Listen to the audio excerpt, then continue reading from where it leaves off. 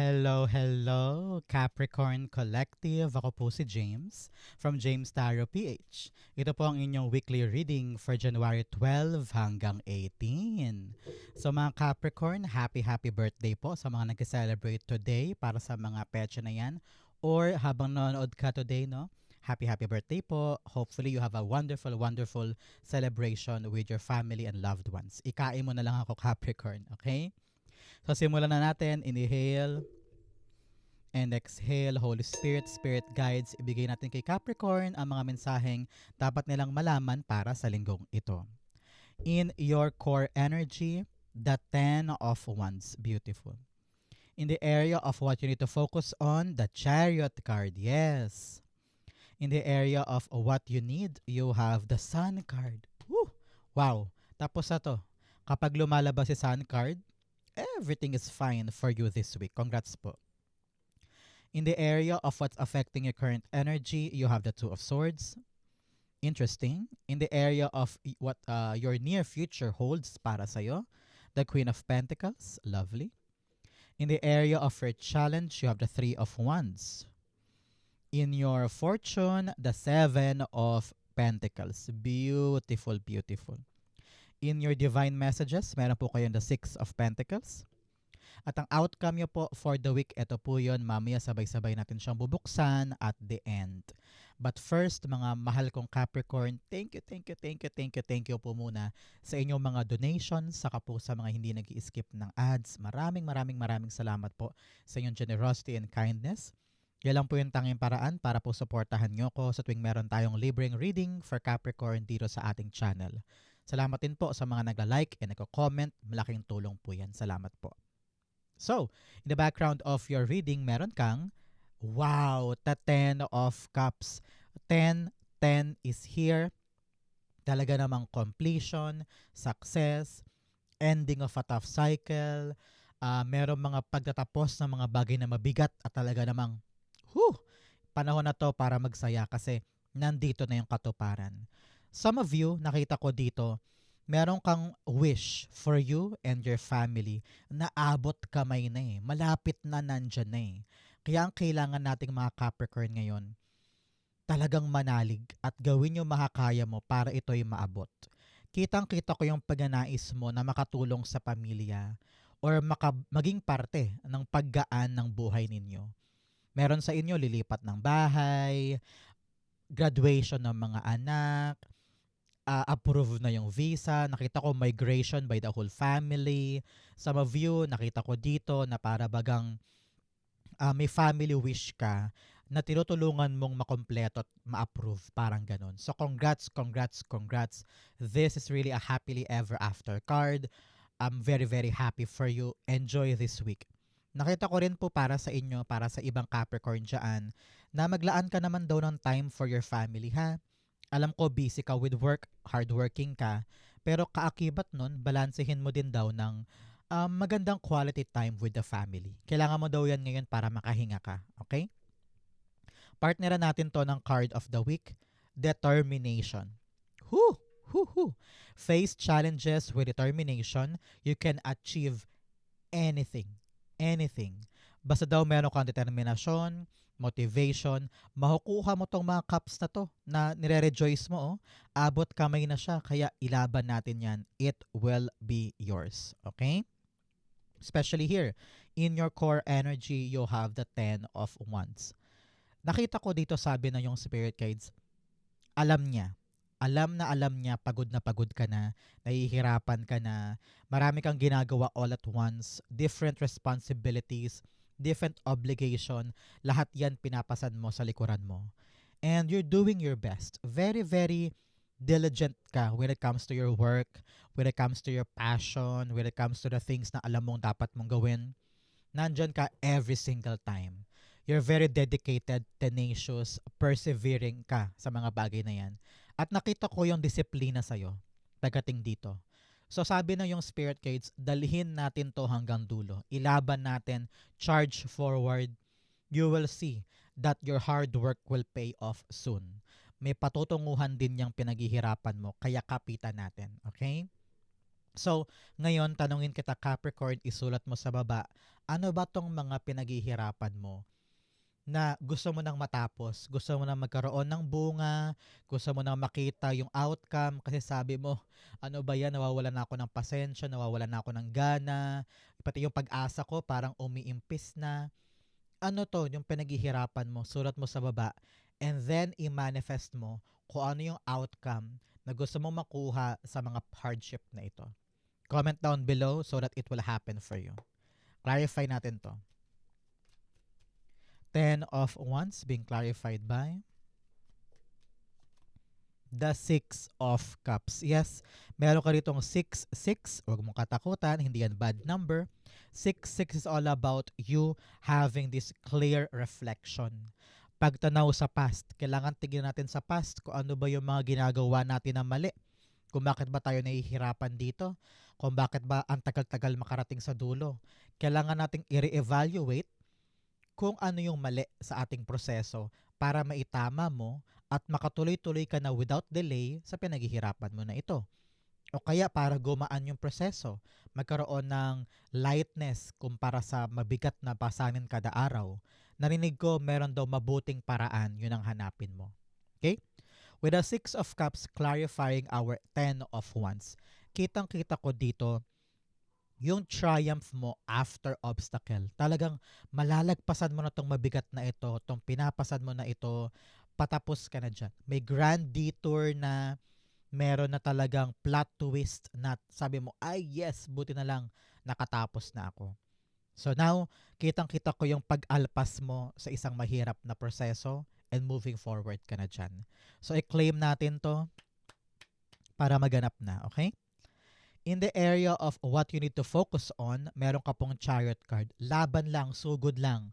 Huwag kang mawala ng pag-asa. Huwag mo tong bitawan. Don't quit. Marami ka ng pinagdaanan. Marami ka ng dinanas. Marami ka ng pilit tiniis sa buhay. So ngayon, nasa kamay mo ang manibela. Ha, Capricorn? Ikaw ang magpapaandar ng buhay mo. Pwede kang huminto. Pwede kang umatras. Pero kung gagawin mo yun, sayang to. 'Di ba? So the only way to succeed is forward. So make sure na ikaw ay palaban. You know to yourself that you are ready for the challenge and that the universe is supporting you this time. Sa panahon to para maging mas outgoing, mag-try ng mga bagong bagay, huwag i-entertain yung mga negative self-talk kasi hindi makabuti sa iyo yan. So, many po sa inyo talaga nakita ko baka mag-travel ka, no? Maybe you're going out somewhere, reaching a new destination, new place, at ready ka na sa challenge na ito. So, congrats po. So, Capricorn, saan po kayo nanonood ng ating reading for today? Comment down below. Saan parte po kayo ng Pilipinas o buong mundo nag-enjoy ng ating special reading? Comment lang po sa baba. Chariot card, the World card, yes. You are really making a move. Kitang-kita ko dito na lalarga ka, aalis ka sa isang bagay o sa isang nakasanayan na parang paulit-ulit lang yung routine, no? Every single day. And now, you are starting to convince yourself and tell yourself na ready na ako to a new life, a new place, new company, new workplace, maaring abroad to or sa Pilipinas lang. But nevertheless, may movement akong nakita. Gagalaw ka sa ibang lugar, ibang aspeto, and you feel so renewed. Kasi parang nag-go back to basics ka or nag-go back sa isang simula.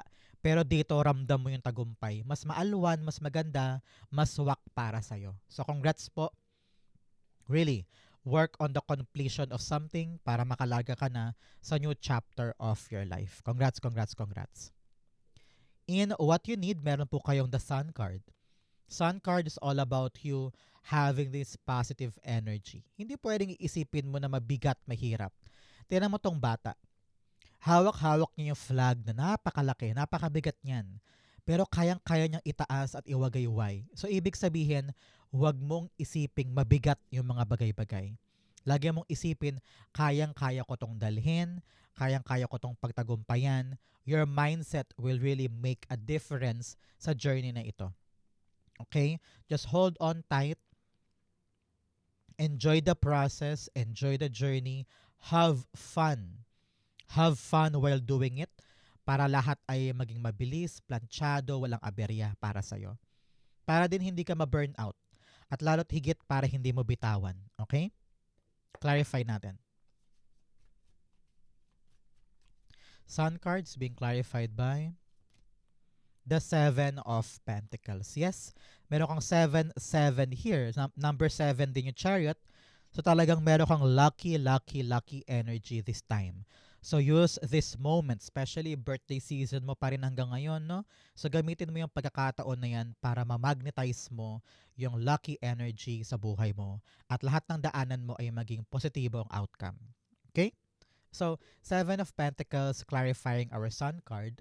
Sabi dito, continue giving your effort para sa isang bagay para gumaan siya. Huwag mo lang siyang basta titigan, iasa sa iba, or iba ang kumilos para sa'yo. Kailangan talaga punong abala ka dito. Ipakita mo na kaya mo siyang gawin everyday. Give your consistent effort, give your consistent performance para ito'y magbunga sa'yo the way you wanted it to be. So, habang kumakayod ka dyan, trabaho ka trabaho, ganyan, samahan mo rin ang positibong pananaw na wag puro reklamo, wag puro pangit yung iniisip, wag mag-overthink, wag mag-overanalyze.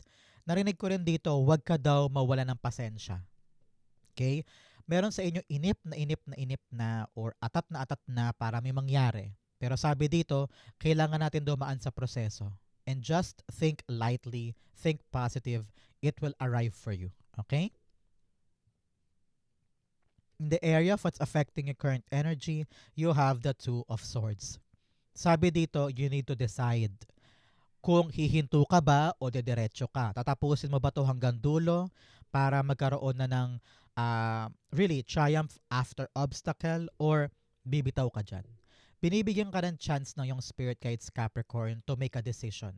Sabi ko nga, nasa iyo ang manibela this time. Kung saang direksyon ka pupunta, kung are you gonna stay or are you gonna go and find something else, the answer relies on you. So, sabi dito, buksan ng isip, buksan ng puso. Huwag ka masyadong guarded. Masyado ka daw kasing komportable sa comfort zone mo. Kaya kapag kailangan mag-decide, hindi ka makapag-decide because you're afraid of failure. You're afraid to make a move. You're afraid na kapag gumalaw ka, lalong masira, lalong maiba, lalong magulo. No?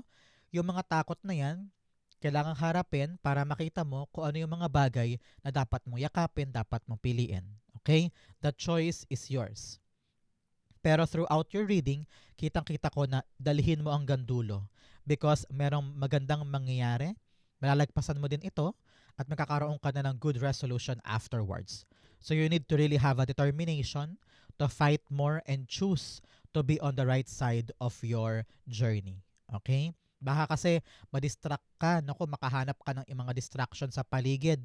May journey kang ginagawa, meron kang pinaghihirapan, pero mamaya bigla kang yayain ng kaibigan na parang, uy, inom naman tayo. Uy, bakasyon naman tayo ng 10 weeks. Naku, kailangan mo mag-focus dito, hindi mo kailangang umalis ng 10 weeks, di ba? So the decision here matters the most when it comes to the success of your ginagawa. Okay? Importante yan. Clarify natin to. Two of Swords being clarified by the Ten of Swords. Yes, sabi dito, para kung gusto mo talagang gumanda ang buhay mo at magkaroon ng pagbabago, you need to be active. You need to really fight for it and not tell yourself na ay ayokong harapin, ayokong mag-try, ayokong subukan, baka mangyari na naman yung before. Kaya ka hindi makaalis-alis sa heaviness na yan, sa problema na yan, because wala kang active decision na ginagawa. You need to be brave enough. Labanan mo yung mga takot na yan para maharap mo yung tamang hakbang. Hindi mo dapat gamiting excuse itong pinagdaanan mo para hindi mag-move forward at gawin yung tama. Okay? Tama na yung pag-iwas sa problema. Tama na yung pag-iwas sa kinakaharap mo. Time na for this to end and start a new chapter. Okay? In your near future, meron ka pong Queen of Pentacles. Si Queen of Pentacles, sinasabi na yung spirit guides na in the near future, ang tabayanan mo ha, 14 days, 14 weeks, of 14 months, nakita ko dito na meron kang aalagaan na bunga ng pinaghirapan mo. Maaaring nagpapatayo ka ng bahay, nagpapatayo ka ng negosyo, or meron kang project na talagang pinaghihirapan mo. Ito yung bunga, oh. Makukuha mo yung matamis na matamis na matamis na bunga sa pinaghirapan mong ito. So talagang aanihin mo yung magandang outcome. Meron ka ng panggastos for something, pambili ng ganito, may pantustos ka na para sa resources mo. So ngayon, pinapaalahanan ka Capricorn ng iyong spirit guides to really focus on this blessing. Huwag mong sayangin, dapat hands-on ka talaga, sabi ko nga sa inyo dito. Your determination and focus and pagkilos will really make a difference para sa ikakaunlad nito. Example, you're really up for promotion, no? At talagang ginagapang mo, sabi mo, kailangan ma-promote ako, I will do everything. Hindi mo inaasa sa iba, yung trabaho talagang ikaw gumagawa, and you're thinking positive na makukuha mo siya. Heto, nakuha mo, 'di ba? Kunyari. So, kapag nakuha mo, alagaan para tumagal, para mabigay sa iyo yung full benefit ng bagong posisyon, ganon. Kung ito man po ay project, talagang give your full effort here para makamit mo yung good outcome diyan, makamit mo yung resultang hinahangad mo. Hands-on ka dapat, your determination, motivation, pawis, pagod, ilaan mo diyan, and always believe in yourself that you will achieve it. 'Di ba? Your positivity will give you the fuel para kumilos lalo. At heto, success yung project. You will get the bayad, you will get the reward, you will get the compensation that you need para magamit mo siya pampalago sa buhay mo. So, ngayon, malaki ang chance mo for kaching, kaching, kaching Capricorn. So, don't waste that opportunity. Okay? Queen of Pentacles, clarify natin. Umuulan po sa labas, so talaga namang this is really a great, great sign for you na uulanin ka rin ng blessing this time around. Okay? Congrats po para sa inyo. Queen of Pentacles. Oops, dalawa kunin natin. The Ten of Cups and the Devil card. Okay, napakagandang paalala nito para sa'yo. Sabi Capricorn ng yung spirit guides, once dumating yung opportunity or blessing na dapat mong alagaan, lagi mong alalahanin kung para kanino ito. Para sa pamilya, para sa future, para sa ipon, para makabayad ng utang, para makabili ng bahay, no? Focus on that. Kung saan nyo nag-uugat, kung bakit mo to inaalagaan, and stay away from temptation. Stay away from distraction sa buhay mo. Dapat itong mga asungot or etche-boreche sa paligid na akala mo maganda, akala mo entertaining, akala mo mahalaga, itapon sa area yan para makapag-focus ka dito sa iyong success and abundance. Okay? Very good paalala to. Isa-isip mo. Don't forget this. Para every time na nawiwili ka sa isang bagay na distraction ay mabago mo agad makapag-focus ka sa journey mo. Okay? In your challenge, meron kang hidden desires and deception. Sabi dito, meron ka daw mga bagay na dapat mo nang buwagin na akala mo totoo. Example, akala mo totoo yung pagmamahal niya sa'yo. Akala mo totoo tong ino-offer sa'yo. Akala mo totoo tong bagong trabaho na ito. So, meron ka mga bagay na dapat liwanagin mo muna bago ka humakbang. To make sure na legit yan, totoo talaga, may basehan, may panghahawakan ka. Para hindi ka rin maloko ng ibang tao. Any false, you need to break that down para makita mo lang yung buong katotohanan. Meron ka daw mga hidden desires. Meron ka daw mga bagay na gusto mong kunin sa buhay mo na medyo hindi mo sinishare sa iba kasi baka nahihiya ka ma-judge o mahusgahan. Pero panahon daw to para i-evaluate mo. Bakit ko ba gusto tong mga desire na to? Break down the wall, break down the lies para makita mo kung kahabol-habol pa ba yung mga desire na yan. Okay? In your challenge, meron kang the Three of Wands. Challenge sa'yo to kasi nakita ko na parang merong part sa'yo na ayaw mong yakapin yung mga bago. Maybe because you are afraid of change, you're afraid of things na nagpapalit or nagre-rearrange sa buhay mo. May darating eh. Pero parang takot ka pang mag-expand, takot ka pang mag-grow. Sometimes kapag pinag-uusapan, parang nai-stress ka pa, parang ayaw mo pag-usapan, ayaw mong harapin, ayaw mo upuan, kasi nga nakaka-overwhelm yung feeling of change, pati rin yung mga dapat mong gawin. But actually, this should be a great problem para sa iyo eh. Kasi ready ka na to step forward. May inaasahan kang bagong bagay. So harapin mo ito. You need to really decide na aabante na ako, iiwanan ko na yung past, ready na ako for the change para sa akin. Um, Kailangan mo daw harapin yung growth and advancement. I don't know why. Ramdam ko yung hesitation mo na parang kukunin ko ba? Susugurin ko ba? Ready na ba ako? May mga ganyang alinlangan ka and you need to figure that out this time. At lagi mo isipin yung pampamilya para makabayad sa ganito, anak sa college, makabili ng bahay for the future. Kung ano mo yung dream mo na yan, ito yung angkla mo and driving force para harapin yung mga papasok. Okay? Tapangan mo ang sarili mo. Hindi lahat binibigyan ng ganyan chance. So grab it, take it, and you will see na ito na talaga yung para sa'yo. Okay? The Three of Wands being clarified by the Ace of Cups. Yes, talagang may papasok na bagong bagay. Nakita mo ba yung ibon na yan papasok sa cup mo? That is a new thing na talaga magpapaligaya sa'yo supposedly. Pero nakita ko dito dahil nasa challenge siya, parang halo-halo ang emosyon mo. Nung una, natutuwa ka, parang yes, try natin. Pero mamaya-maya parang kinakabahan ka, parang ayaw mo na, parang gusto mo na umatras. So yung kailangan mong kalamayan ng iyong puso. Tingnan mo yung halaga ng bagong dumarating para mayakap mo siya fulfillly and thoughtfully. Okay? Good for you. Gawin mo to, isa-isip mo para madali sa yung mayakap yung mga bagong bagay. Okay? In your fortune, you have miracles, expect wonders to emerge. Kapitan mo daw yung milagro ng buhay. May mga miracles ka. So, kunin mo to, i-claim mo to, I have miracles in my life. Things will change for the better. Okay? You also have grounding. Yes, go deep, explore your roots. Alamin mo kung bakit mo to ginagawa. Para saan? Para kanino? Para tumapang ka, lumakas ang loob mo na gawin siya. Example, natatakot kang mag-apply sa gantong trabaho. Isipin mo, bakit ko ba gusto mag-apply doon? Para makabayad na kami sa utang. Para hindi na kami palayasin sa renta. Para mapag-aral ko sa college yung kapatid ko. So, marami kang dahilan at ugat. Yun ang gamitin mo para makalarga ka, okay? In your fortune, meron po kayong the Seven of Pentacles. Meron kang hinihintay ngayon na magbubunga na. Okay? So, your hard work is really paying off.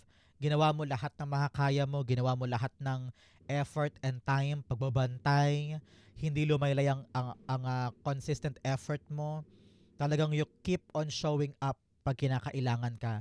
And here, asahan mo, makakarinig ka na ng good news, magandang development o resulta. Meron sa inyo, naghihintay ng resulta sa isang exam, sa isang interview, sa isang tawag, call or text or chat.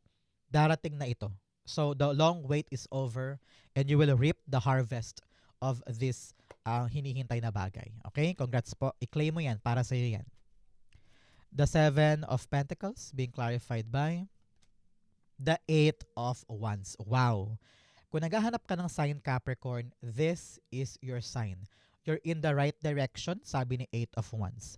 Nasa fortune area mo pa. So ano ibig sabihin yan? Nakita ko dito, there's this swift, mabilis na acceleration pagdating sa hinihintay mo. Wow.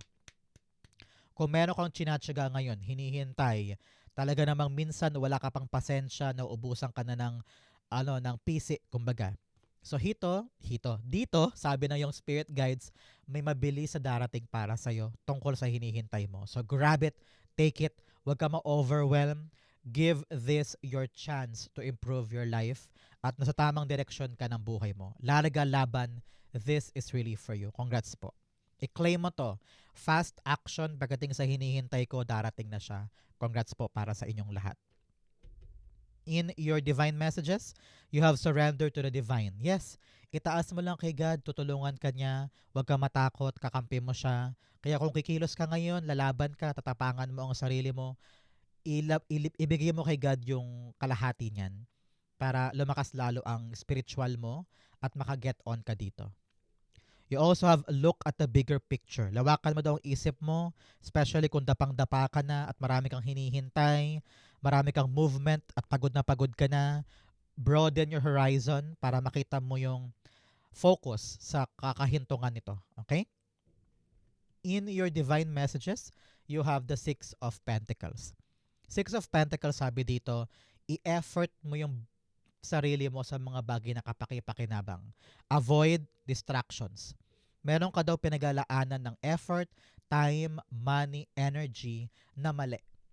Na wala naman talagang saysay sa buhay mo. Example, ikaw ay may trabaho sa parlor, meron ka pang online selling sa hapon, tapos may chismisan ka pa with kumare every night.